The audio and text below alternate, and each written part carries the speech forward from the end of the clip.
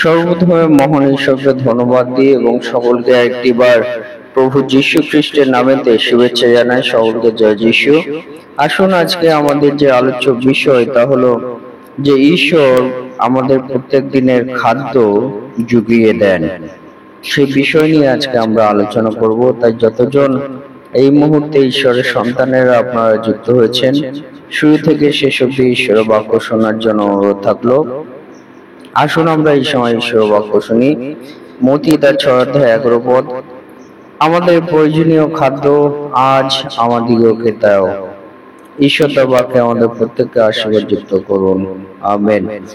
হে আমাদের স্বর্গীয় পিতা, যোগান দানকারী ঈশ্বর, তোমার মহানামের ধন্যবাদ করি, প্রশংসা করি, গৌরব দিই প্রভু গো। আজকে আবার একটা এই নতুন দিন দিয়েছো পিতা, এবং প্রভু গো এই নতুন দিন দেখার সুযোগ করে দিয়েছো, তাই তোমায় ধন্যবাদ দিই। গতকাল প্রভু গো সুন্দর ঘুম এবং সুরক্ষিত রেখেছো, তাই তোমায় ধন্যবাদ দিই। আর আজকের এই দিনে প্রভু তোমার চরণতলে আমাদের জীবনকে সমর্পিত করি পিতা। এই সময় তোমার যে মধুর বাণী শোনার সুযোগ করে দিয়েছো, সে বাণীর মধ্য দিয়ে তুমি আমাদের জীবনে কথা বলো, আমাদের সঙ্গে থাকো। এই প্রার্থনা প্রভু যীশুর নামে চাই, আমেন। আজকে আমরা দেখি আমাদের পিতা ঈশ্বর কাছে যে প্রার্থনা, সেই প্রার্থনা প্রভু যীশু তিনি আমাদের শিক্ষা দিয়েছেন যেন আমরা পিতার কাছে আমরা প্রার্থনা করি, এবং এইভাবে আমরা প্রার্থনা করি। সেই প্রার্থনার প্রথম যে অংশ তাহলে, হে আমাদের সমস্ত পিতা, তোমার নাম পবিত্র বলিয়া মান্য হোক। এবং সেই অংশ পরে আমরা দেখি যে তোমার রাজ্য আসুক, তোমার ইচ্ছা সিদ্ধ হোক, যেমন স্বর্গে তেমনি পৃথিবীতেও হোক। এবং তারপরে অংশ পিতা ঈশ্বর তিনি এইভাবে প্রার্থনা আমাদের করতে বলেন যেন আমাদের প্রয়োজনীয় খাদ্য আজ আমাদেরকে দাও, অর্থাৎ আমাদের প্রত্যেক দিনের খাদ্য যেন ঈশ্বর তিনি আমাদের জুগিয়ে দেন। এইভাবে যেন আমরা ঈশ্বরের কাছে প্রার্থনা করি। এবং এই বাক্যের মধ্য দিয়ে পিতা ঈশ্বর তিনি আমাদেরকে বলতে চান যে ঈশ্বর তিনি কিন্তু আমাদের প্রত্যেক দিনের খাদ্য জুগিয়ে দেন। তাই সেই পিতা ঈশ্বরের কাছে যেন আমাদের খাদ্য সকল, প্রত্যেক দিনের খাদ্য সকল যেন আমরা চাই।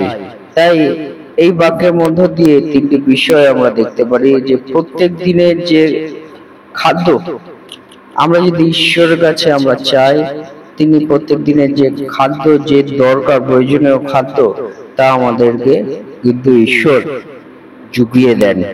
এই বাক্যের মধ্যে দিয়ে পিতা ঈশ্বর তিনি আমাদের বলেন, এবং আমরা যেন সেই জন্য ঈশ্বরের যে খাদ্য তিনি আমাদেরকে জুগিয়ে দেন, যোগান দানকারী যিনি, তার উপর যেন আমরা নির্ভর হই। পিতা ঈশ্বর তিনি এই বাক্যের মধ্য দিয়ে আমাদের সেই বিষয় বলেন যেন আমরা ঈশ্বরের উপর নির্ভর হই। নির্ভরতা আমাদের দরকার আছে ঈশ্বরের উপর। পিতা ঈশ্বর তিনি আমাদের সেই বিষয় বলেন, এবং আমরা যেন পিতা ঈশ্বরের প্রতি আমরা যেন আমাদের প্রত্যেক দিনের যে প্রয়োজন আছে, সেই প্রয়োজনের জন্য যেন আমরা প্রতিনিয়ত যেন পিতা ঈশ্বরের কাছে আমরা যেন প্রার্থনা এবং বিনতি অনুরোধ আমরা যেন করি যে পিতা ঈশ্বর তিনি যেন আমাদের প্রত্যেক দিনের খাদ্য তিনি আমাদের জুগিয়ে দেন। এবং ঈশ্বরের উপর আমাদের মনে রাখতে হবে সেই নির্ভরতা এবং প্রার্থনাশীল জীবন আমাদের পিতা ঈশ্বরের কাছে রাখা দরকার আছে। তাই ঈশ্বরের উপর প্রথম যে বিষয় আমাদের নির্ভরতা কেমন থাকা দরকার, যিশাও তার 26 অধ্যায় 4 পদে বলে, তোমরা চিরকাল সদপ্রভুতে নির্ভর রাখো, কেননা সদপ্রভু জিহোবাতেই যুগসমূহের শৈল, আমেন। অর্থাৎ আমরা চিরকাল, একদিন দুদিনের বিষয় নেই, কিন্তু চিরকাল, 1 বছর 2 বছরের বিষয় নেই, কিন্তু চিরকাল আমাদের সদপ্রভুতে নির্ভর রাখতে হবে। আমাদের নির্ভরতা এমন নয় যে আমরা 2 দিনের জন্য নির্ভর করে সদপ্রভুর কাছে আমরা আমাদের প্রত্যেক দিনের খাদ্য আমরা চাইবো, কিন্তু আমরা চিরকাল আমরা যেন সদপ্রভুতে আমরা নির্ভর রাখি, কারণ সদপ্রভুতেই যুগসমূহের আমাদের শৈল, তিনি আমাদের একমাত্র সেই নির্ভরকারী ঈশ্বর। সেইভাবে কিন্তু আমাদের পিতা ঈশ্বরকে আমাদের বিশ্বাস রাখা দরকার আছে। আমরা দেখেছি রাজা দাউদের জীবন, তিনি ঈশ্বরকে চিরকাল বিশ্বাস করেছিলেন। আমরা দেখেছি মসির জীবন, তিনি চিরকাল সদাপ্রভুকে বিশ্বাস করেছিলেন, অর্থাৎ মৃত্যু পর্যন্ত তিনি কিন্তু সদাপ্রভুতে বিশ্বাস করেছিলেন। তাই আমরা দেখি এইটাই হলো চিরকালের বিষয়, যে তিনি মৃত্যু পর্যন্ত বিশ্বস্ত ছিলেন, বিশ্বাস করেছিলেন, তাই তিনি ঈশ্বর থেকে উদ্ধার পেয়েছেন। আমরা দেখেছি যে সাধু পল, তিনি মৃত্যু পর্যন্ত সদাপ্রভুতেই বিশ্বস্ত ছিলেন এবং বিশ্বাস নির্ভর তিনি রেখেছিলেন, নির্ভরতা ছিলেন সদাপ্রভুর উপর।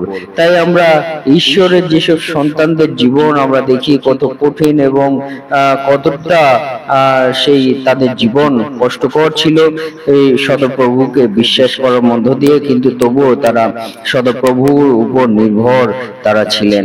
আর সেই নির্ভরতা কিন্তু আমাদের প্রত্যেকের জীবনেও দরকার আছে, যে আমরা প্রত্যেক দিনের যে প্রয়োজনীয়তা, সেই প্রয়োজনীয়তার উপর সদাপ্রভুকে যেন আমরা চিরকাল আমরা নির্ভর আমরা থাকি। পিতা ঈশ্বর তিনি আমাদের বলেন, এবং আমাদের যে ঈশ্বরের কাছে প্রার্থনা, আমাদের বিনতি আমাদের করার প্রয়োজন আছে।